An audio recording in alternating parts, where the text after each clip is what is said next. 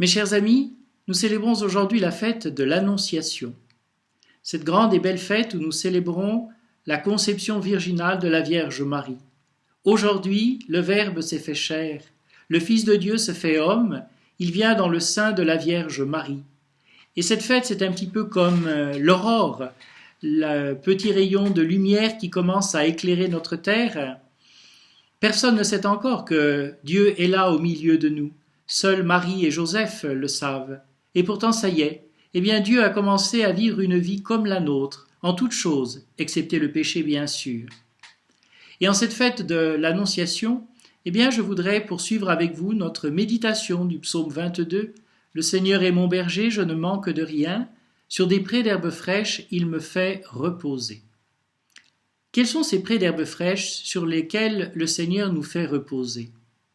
Eh bien, il me semble qu'un jour, ces prés d'herbes fraîches, ce sera bien sûr d'être auprès de Dieu pour l'éternité, de voir Dieu notre Père face à face, de comprendre la profondeur de son amour pour nous, et puis de voir le Christ ressuscité, le Christ glorieux, de pouvoir l'étreindre, de pouvoir contempler son visage, ce visage plein de lumière qui, lorsqu'il nous regardera, eh bien, ne se détournera pas.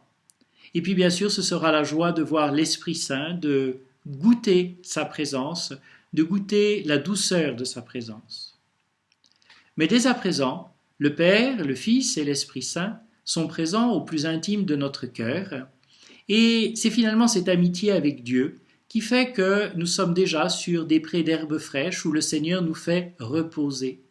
Car Dieu est notre Père, je vous le rappelais hier, Jésus est notre frère, notre ami très cher, et l'Esprit Saint est l'hôte de nos âmes.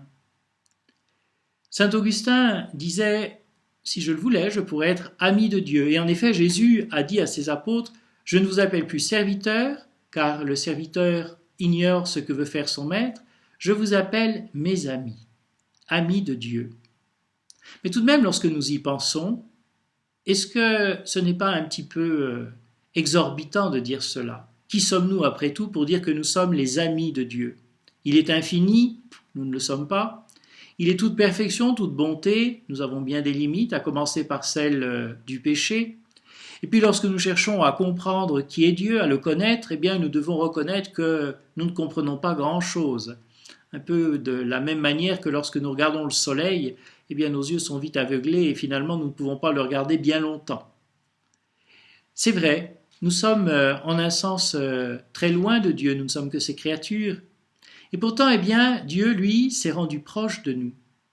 Bien sûr, à travers ses prophètes, à travers ses envoyés, à travers son Esprit Saint qui est là en nos cœurs. Mais surtout, eh bien, il s'est fait proche de nous en se faisant homme. Et Dieu fait homme, le Seigneur Jésus, eh bien, c'est pour nous le chemin privilégié, le chemin merveilleux, la voie royale, je dirais, pour pouvoir devenir amis de Dieu. Le Christ le disait d'ailleurs, personne ne va vers le Père sans passer par moi. En effet, le Christ, en son humanité, eh bien, nous permet de nous attacher à Dieu. Lorsque, par exemple, nous essayons de comprendre la miséricorde de Dieu, le pardon de Dieu, ce n'est pas facile, parce que pour nous, le pardon, eh bien, il est souvent limité.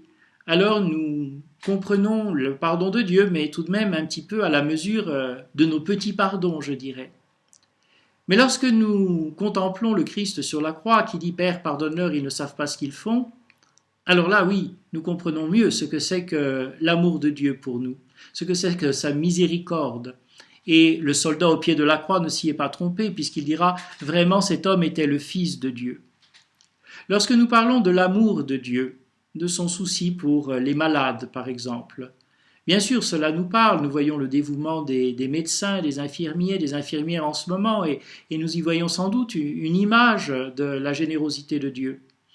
Mais en même temps, bien sûr, Dieu est tellement au-delà de toutes nos images. Et en même temps, bien, lorsque nous regardons le Christ qui est fatigué le soir et qui désire se retirer dans la solitude pour prier le Père, et puis qui est rejoint par les foules, et alors qu'il est épuisé, les apôtres disent qu'il n'avait plus ni le temps de manger ni de sortir, Et donc nous voyons le Christ qui se remet à l'ouvrage et qui écoute et qui accueille. Alors oui, nous comprenons ce que c'est que la bienveillance, ce que c'est que l'amour de Dieu. Alors vous voyez en effet, pour aller à Dieu, pour vivre une amitié avec lui, il n'y a pas de meilleur chemin que de passer par son humanité. Faire de Jésus notre ami pour que nous puissions réellement vivre comme des amis de Dieu.